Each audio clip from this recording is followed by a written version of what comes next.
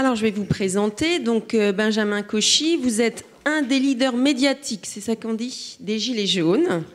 Voilà, vous êtes cadre commercial dans la région de Toulouse.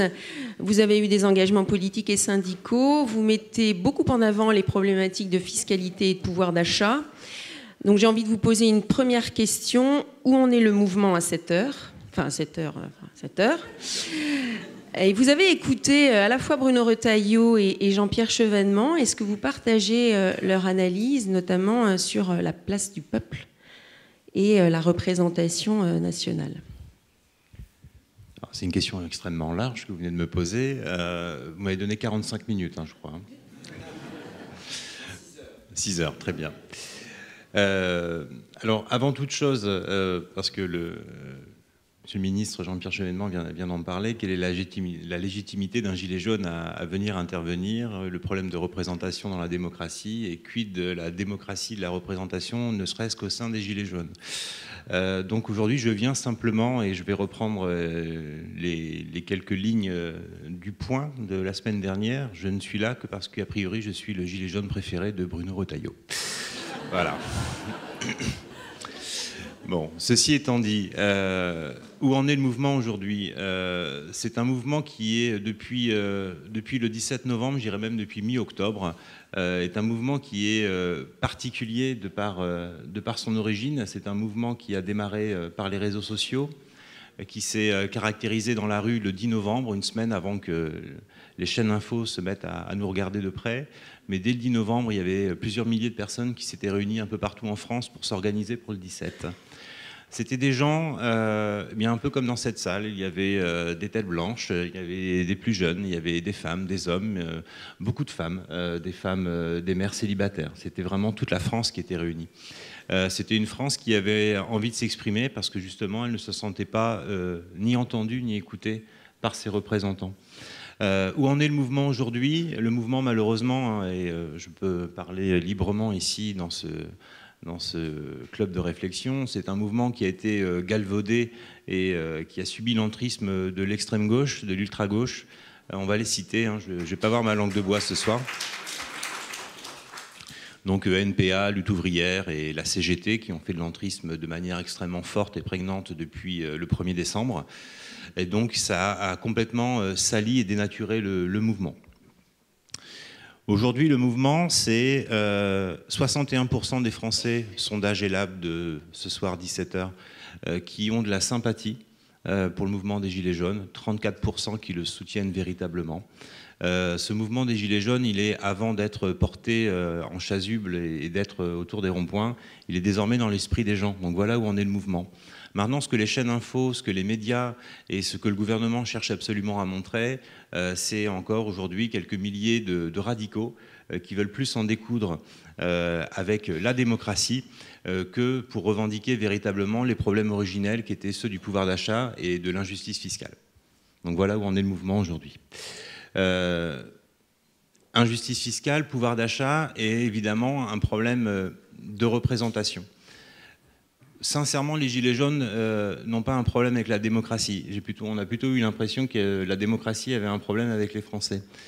Depuis 2017, le président de la République a choisi, un petit peu comme dans une télé-réalité, pour faire investir des candidats aux législatives, parfois des députés qu'on appelle hors sol, des députés qui sont complètement déconnectés de la réalité. J'ai cru comprendre qu'il y avait des élus locaux dans la salle, donc des élus locaux qui tous les samedis matins vont rentrer dans leur permanence, qui vont faire leur rôle de président du CCAS, qui vont délivrer des bons alimentaires, qui vont rencontrer la misère au quotidien. Tous ces élus de terroir, eux, évidemment, ils ont été conscients qu'il y avait un problème. Ça y est, on m'a coupé la parole. Je croyais qu'il y en avait un problème de démocratie. Très bien. À droite ? Bon, on est dans la bonne maison pour ça. Ok. Donc voilà. Donc clairement, plusieurs dizaines, plusieurs centaines de députés de La République En Marche déconnectés de la réalité, ou alors qui avaient parfois vendu leur âme pour avoir une étiquette. C'est pour ça qu'il y a des gens qui étaient avant chez Force Républicaine, qui étaient chez les Républicains, qui ont vendu leur âme pour un portefeuille, pour un Marocain. et d'autres du Parti socialiste également. Donc tout ça a également nourri cette défiance qu'il y a entre les citoyens et entre les citoyens et leurs représentants. Comment un élu qui a été pendant des années au RPR, puis après à l'UMP, aujourd'hui se retrouve à En Marche. Alors moi, militant, quand je dis moi, je ne parle pas de moi, mais je parle de n'importe quel citoyen, comment moi, militant, je peux m'y retrouver? J'ai milité contre le traité de Lisbonne et finalement, 2 ans après, le Premier ministre en place nous fait avaler la pilule. Et puis quelques années après, on nous dit ah bah non, finalement l'Europe c'est bien. Et puis finalement, on le retrouve Premier ministre quelques années après. Bref, vous avez compris ce que je veux dire. Il y a une grosse défiance parce que aussi le personnel politique parfois est un peu trop versatile et donc finalement les citoyens, les militants, les sympathisants ne s'y retrouvent pas. Je me permets de faire cet aparté parce qu'il y a des sympathisants et des militants dans la salle, bientôt plus que des citoyens. Ça, c'est le premier point que je voulais aborder avec vous. Le deuxième point aussi, c'est qu'au-delà de cette défiance qu'il peut y avoir parfois avec la démocratie représentative, qui est pour moi indispensable, mais vraiment indispensable, comme l'a dit M. Chevènement et comme l'a dit M. Retailleau, c'est vraiment... comment dirais-je, il faut avoir 2 pieds pour avancer. Et donc le fait d'avoir le Sénat et l'Assemblée nationale, pour moi, c'est vraiment quelque chose d'important. Une Assemblée nationale qui exprime la respiration démocratique de manière régulière, et puis un Sénat qui est l'expression et la sacralisation de ce que sont les élus locaux et les élus du terroir.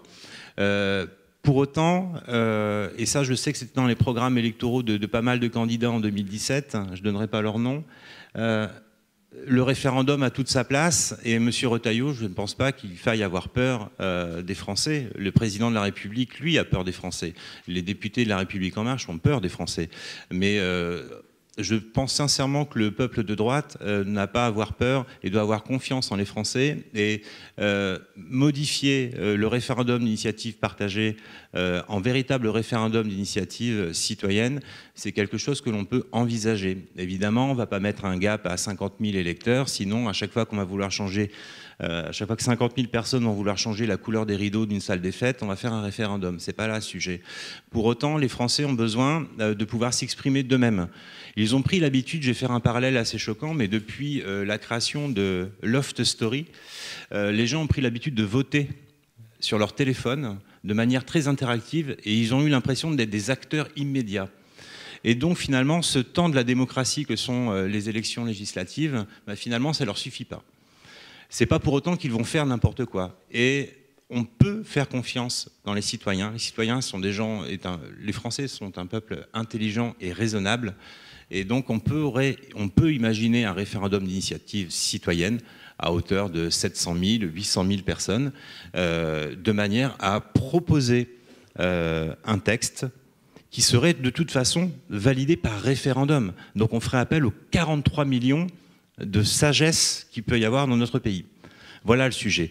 À titre personnel, et ce n'est pas le cas de tous les gilets jaunes, je suis contre les référendums révocatoires. Ça, pour moi, c'est le début de la dictature. Là-dessus, je suis d'accord. Il faut vraiment faire confiance dans la démocratie représentative. Deuxième point de problème de la démocratie, c'est la liberté de la presse. Ça, j'avais envie de vous en parler.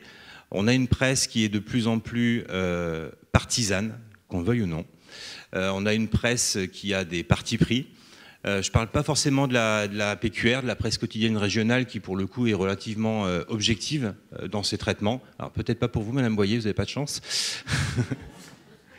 Mais voilà, moi j'étais encore hier en fin de journée dans le département du Tarn, un département limitrophe au mien, et je peux vous assurer que les correspondants locaux, les journalistes locaux sont des gens objectifs, et quand ils ont envie de dire oui ou flûte, ils le font, mais ils le font avec des billes. Quand on voit un peu les éditorialistes qui peuvent traîner sur les chaînes info, moi j'ai plus l'impression parfois d'avoir La République En Marche que d'avoir des véritables journalistes.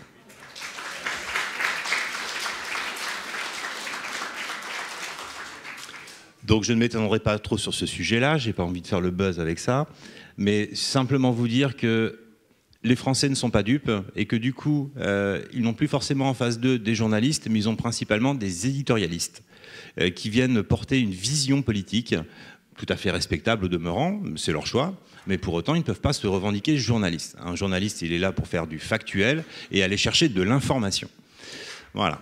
Et ça, les Français l'ont bien compris. Du coup, il y a un dégoût, il y a un rejet, et les plus radicaux des Gilets jaunes rejettent désormais toutes les chaînes d'information, les grandes messes de 20h de TF1 et France 2, même la presse de France 3 régionale, ils commencent à en douter, et du coup, ils vont se ranger sur, encore une fois, je ressors le même objet, sur les réseaux sociaux, qui sont nourris de fake news, qui sont comment dirais-je, la plateforme idéale pour tous les complotistes qui peut exister, et qui ont fait de l'entrisme dans le mouvement des Gilets jaunes.